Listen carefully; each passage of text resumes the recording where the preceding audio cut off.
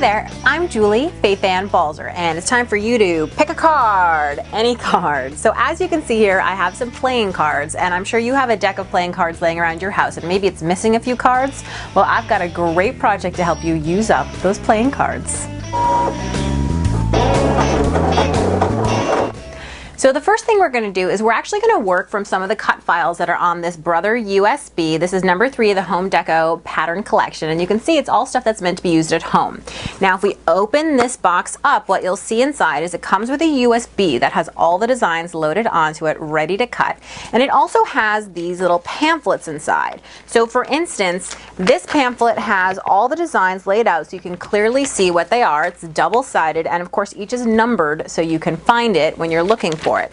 The other thing is, I think this is really cool. This is like a recipe card, which is both sides of this have sort of more complicated designs, and what it is it tells you, for instance, if you want to make this garden in a box, it'll tell you you need design number 12, number 40, number 48, and number 41. So it's just full of ideas for you on different things to do. So I'm going to go ahead and take my USB right over to the machine, and we're going to make some cuts. So I'm going to take the cap off my USB and I'm just going to put it right into the machine. And now from the home screen I'm going to choose Pattern, Save Data from the USB, and you can see all my designs are here and ready for me to use. So I think for this I am going to go for, I like this leaf design right here. So I'm going to go ahead and choose that. Now it's going to go on a playing card, and I know my playing card is not that large. So I'm going to go ahead and resize it down so it's nice and petite and will fit on my playing card. Okay, so now I know it's going to fit on there. In fact, I could probably make it a little bit taller. My playing card is about 3.5 inches tall. So once I'm ready, I can go ahead and hit set. And I can, now what I want to do is I want to scan in my playing card so that I can place these items perfectly on them. So I'm going to go ahead and remove the dust cover. And I'm going to load in my mat right from the front, making sure to have 2 hands up there. So I'm going to choose the scan button and I'm going to press start.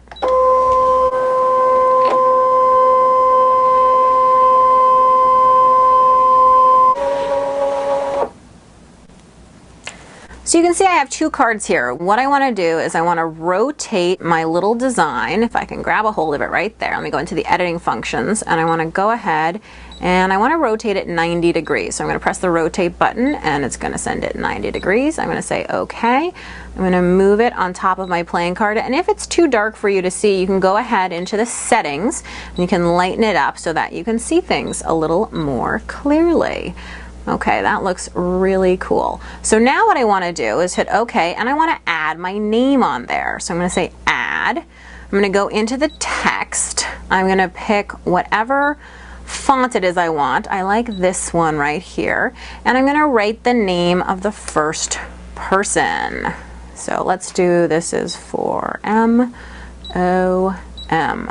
Okay. So once I have that, I'm going to go ahead and hit set. Now obviously this is way too large for my place card. So once again, I'm going to go into the editing functions and I'm going to resize this down so that it's smaller and that it's easier for me to deal with. And I can say OK, and now I can zoom in so that I can really see what's happening, and I can perfectly place that exactly where I want it to be. I think it looks good right there. So I'm going to say OK. But I have another card. So what I want to do now is say OK. And let's go to add. And let's pick another design from that USB.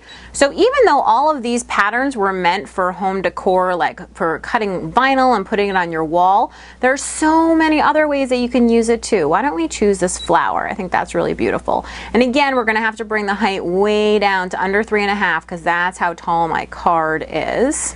So once it's the right size, I can hit set. We're going to go through the exact same process. Let me just move it to the center. It'll be a little bit easier for me to do that. So I'm going to hit the rotate button and I'm going to turn it 90 degrees the other way, and I'm going to say OK. I'm going to go ahead and say OK again. Let's move it into place. And you know what? I feel like it's a little straight. So let's actually go back to the rotating and let's maybe move it 10 degrees, 10 degrees, maybe there you go. And now it's at a nice angle and I really like that. And I do think always that sometimes it's the little details of things that really make it special. So now that I've got it here, I'm ready to add my next name. So let's go ahead back to add.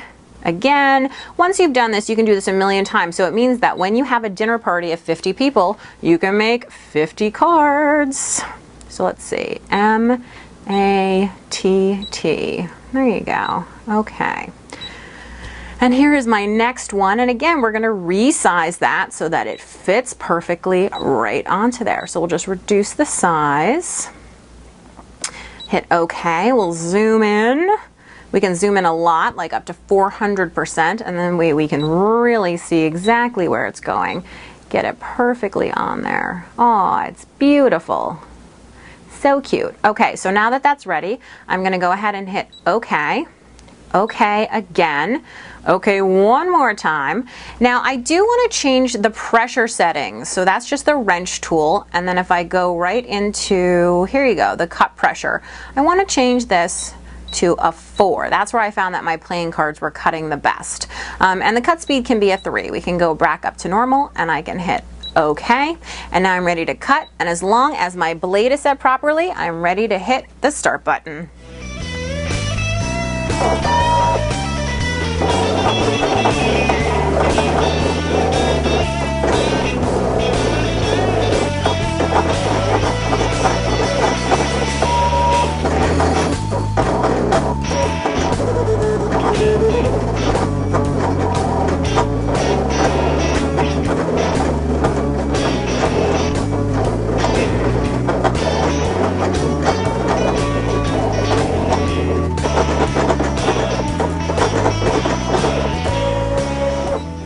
So I'm going to go ahead and unload this mat now that this is cut, and I'm going to grab my next mat so that we can do the back of the place cards, and I'm simply going to place that right into the machine, 2 hands up front, load that in, and we're going to go ahead and build that back design. What I'm going to do is I'm going to choose pattern. I'm going to go into the general shapes and I'm going to choose this rectangle that has the rounded corners. And now I'm going to click the aspect ratio button so that I can change the height and the width separately because I want to make it about the same size as my playing card. So I'm going to make the height of my playing card is 3.5. Oops, I went right past it. 3.5 inches. It goes really fast. Here you go. And then the width is actually 2.25, but what I'm going to do is I'm actually going to make this 2.5. And the reason is that your place card will sit up straighter if the back is larger than the front. So I'm going to make that 2.5 and I'm going to set it. Okay, so here it is. You can see it right there. Then I'm going to add, because we want to add a little strip on. I'm going to go back into my basic shapes and this time I'm going to choose the regular square. However, again, I'm going to hit that aspect ratio button and this time what I'm going to do is I'm going to make the height of it again is going to go down to a little less than 3.5. In fact, that's a lot less than 3.5. Let's make it about 2.5. And the width is going to be super duper duper duper duper duper duper tiny because this is just a little strip that I want. That's a little too super duper tiny, but there you go. And so once that's done, I'm going to go ahead and hit set. And now I have these 2 pieces. And what I essentially want to do is I want to grab them and I want to overlap them slightly. And I can go into the zoom to 400% here so that now when I scroll down these buttons, I can move it and really manipulate it and make sure that they're overlapped the exact amount that I want because I just want a little tab on there, okay? So once they're overlapped the exact amount that I want, I'm going to go ahead and I'm going to choose the select all. That's going to choose all those parts and then I'm going to go ahead and weld them. So now I have a welded piece and that's perfect. That's just what I want. So I'm going to hit OK, but there's one more thing I'd like to add and that's a perforation line. That's going to be a little fold that goes right along that edge. So I'm going to say OK. Oops, not OK. I'm going to say add. And what I'm going to do is I'm going to go into the borders and if I go up to page 11 you can see there's my perforation line right there. Of course I remember that it was quite small the width of that perforation, okay? And I'm going to hit set. There it is, right in the corner. And what I need to do is I need to change the size and rotate it to make it fit. So I'm going to go into the editing functions, and I'm going to go ahead, and the first thing I'm going to do is I'm going to rotate it 90 degrees. And there it is.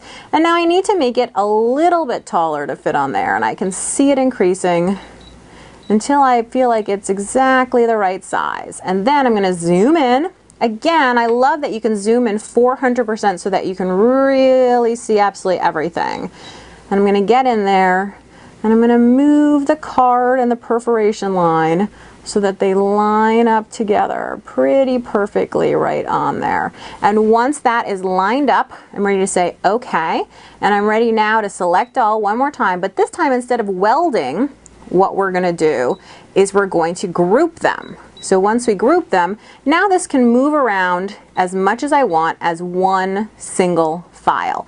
Totally perfect. So I'm going to go ahead and hit OK, and I'm going to cut it out.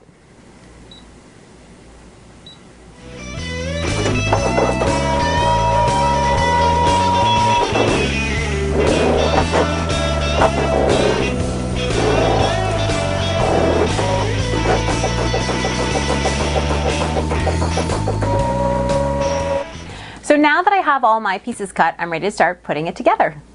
So I'm going to go ahead and pull my playing cards off of the mat, and you can see already how beautifully this cut out. And then as an addition, of course, I have these extra little embellishments that I can save to use for something else. So let's see how this one turned out. Oh, looks great. I really like it. So now I only cut one backing, so we're just going to assemble one card. Of course, if you were making a ton, you would just cut a ton of backings. But here you go. Here's the backing, and that really important perforation line is in there, so that all I have to do is fold it, and it folds perfectly right along that little edge. And now this is the hinge where we're going to go ahead and apply a strip of adhesive. So I'm just going to add some dry adhesive right on there. Then I'm going to take my playing card, and I'm going to center it right on there, just like so. Okay, then when I fold it over, you can see it's slightly longer, and that just makes your place card stand up a little bit straighter. So whether you're turning your playing cards into fabulous little place cards, or if you're turning them into gift tags or whatever else, there are lots of different ideas for you to use your playing cards and your ScanNCut. For more tips, tricks, and tutorials, be sure to visit my blog at balzerdesigns.typepad.com, and of course, check out the ScanNCut website at scanandcut.com.